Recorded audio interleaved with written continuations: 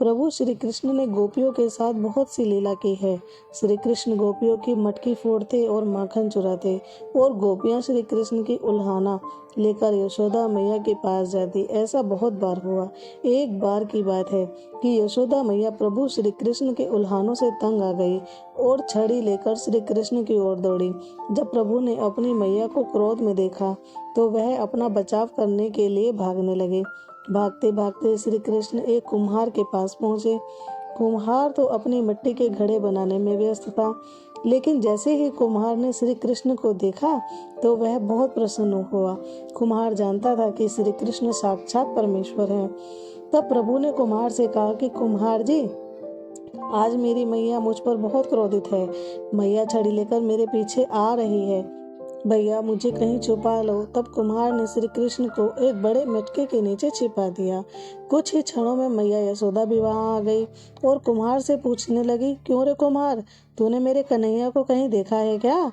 कुम्हार ने कह दिया, नहीं मैया, मैंने कन्हैया को नहीं देखा। श्री कृष्ण यह सब बातें बड़े से घड़े के नीचे छुपकर सुन रहे थे। मैया तो वहां से चली गई। अब प्रभु श्री कृष्ण कुम्हार से कहते हैं, कुम्हार जी, यदि मैया चली गई हो तो मुझे इस घड़े से बाहर निकालो। कुम्हार बोला, ऐसे नहीं प्रभु जी, पहले मुझे 84 लाख योनियों के बंधन से मुक्त करने का वचन दो। भगवान मुस्कुराए और कहा, ठीक है, मैं तुम्हें 84 लाख योनियों से मुक्त करने का वचन देता हूँ। अब तो मुझे बाहर निकाल दो। कुमार कहने लगा, मुझे अकेले नहीं प्रभु जी, मेरे परिवार के सभी लोगों को भी 84 लाख योनियों के बंधन से मुक्त करने का वचन दोगे तो मैं आपको इस घड़े से बाहर निकालूंगा।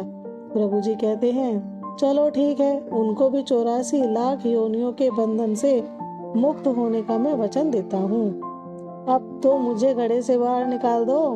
अब कुमार कहता है, बस प्रभु जी, एक विनती और है, उसे भी पूरा करने का वचन दे दो तो मैं आपको घड़े से बाहर निकाल दूंगा।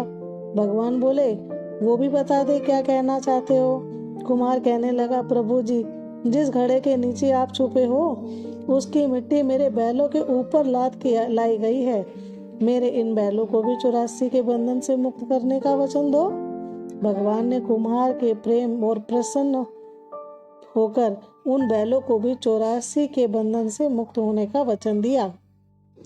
प्रभु बोले, अब तो तुम्हारी सब इच्छा पूरी हो गई, अब तो मुझे घड़े के बाहर निकाल दो।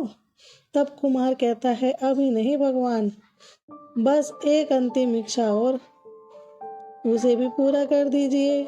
और वह यह है कि जो भी प्राणी हम दोनों के बीच के इस संवाद को सुनेगा उसे भी आप 84 लाख योनियों के बंधन से मुक्त करोगे। बस यह वचन दे दो तो मैं आपको इस घड़े के बाहर निकाल दूंगा। कुम्हार की प्रेम भरी बातों को सुनकर प्रभु श्री कृष्ण बहुत खुश हुए और कुम्हार की इस इच्छा को भी पूरा करने का वचन दिया। फिर कुम्हार ने बाल श्री कृष्ण को घड़े से बाहर निकाल दिया। उनके चरणों में साष्टांग प्रणाम किया, प्रभु जी के चरण धोए और चरणामृत लिया। अपनी पूरी झोपड़ी में चरणामृत का छिड़काव किया और प्रभु जी के गले लगकर इतना रोए कि प्रभु में विलीन हो गए। जरा सोचे, जो बाल श्री कृष्ण 7 कोस लंबे चौड़े गोवर्धन पर्वत को अपनी इकन्नी उंगली पर उठा सकते हैं तो क्या वो एक घड़ा नहीं उठा सकते थे? लेकिन बिना प्रेम रीझे नहीं नटवर नंद किशोर। कोई कितने भी यज्ञ करे, अनुष्ठान करे, कितना भी दान करे, चाहे कितनी भी भक्ति करे, लेकिन जब तक मन में प्राणी मात्र के लिए प्रेम नहीं होगा प्रभु श्री कृष्ण नहीं मिल सकते। बोलो जय श्री कृष्ण।